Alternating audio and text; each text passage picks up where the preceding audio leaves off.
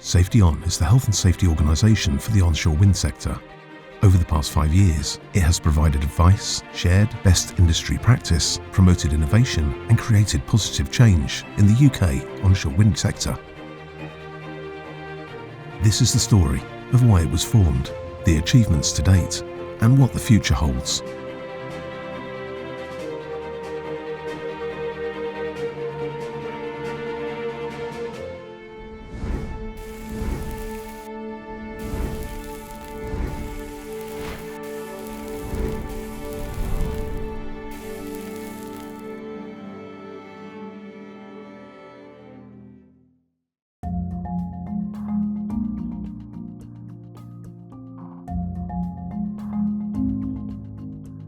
So the HEC had been working with the Energy Institute, an organisation called G+ Offshore Wind Health and Safety Organisation, to improve health and safety performance across the industry. There was a gentleman there called Trevor Johnson, who was an inspector and was looking after the offshore wind sector and then had the responsibility for onshore wind, and then he took on that role. He was keen to see the industry replicate what was happening offshore on the onshore sector and brought the industry together.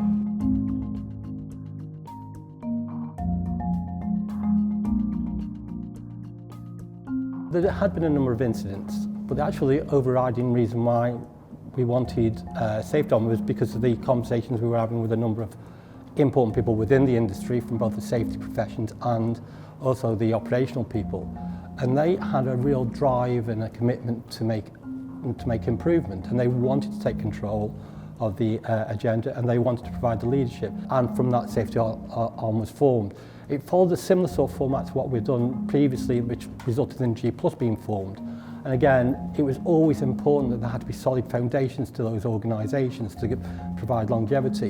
And so I think that's where the Energy Institute played its key role. So we already had a good support from a good amount of members, of family members.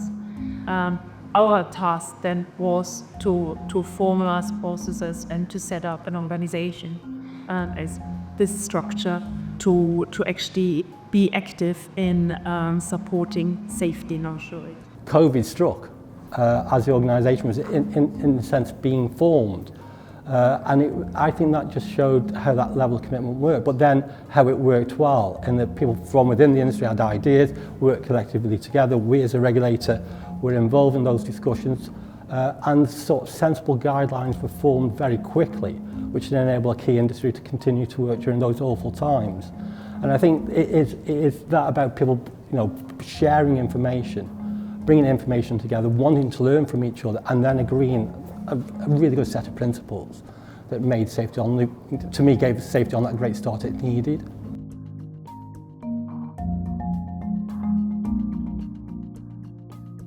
SafetyOn's work stems from incident data collected from its membership. And a report is published each year, the contents of which are discussed in detail during the annual Stakeholder Forum. In addition, under the direction of the Board of Directors, member companies, through the Technical Advisory Committee, meet regularly to discuss experiences from accidents and incidents and share lessons learned. These discussions may result in a Safe by Design working group being formed, with the goal of delivering guidance to industry. It's critical that we have the board fund and resource this work stream, because the outputs from it will influence and improve health and safety and well-being across the industry. The amount of data that we've collected over the last 4 years has been monumental in the campaigns that we've been able to run. Obviously, collecting that data means that we can see what's hurting people, and it gives us a focus for our campaigns, for our Safe by Design and all the workshops that we run. So I think it's good that we've started to look at the inclusion of the SafetyOn associate member data. I think it helps give us a wider picture of the accidents and incident trends within the industry. The involvement of people in the workshops is the most critical part of the workshop, getting the right blend of people who are there, who have the disparate skills and disciplines. Yeah, so over the last 5 years, SafetyOn have done quite a number of campaigns, but it's probably the most high-profile campaign we did was the hand injury video campaign. Many of our campaigns are targeted at leaders or safety professionals, but this was targeted towards the technicians, those that work on the coalface.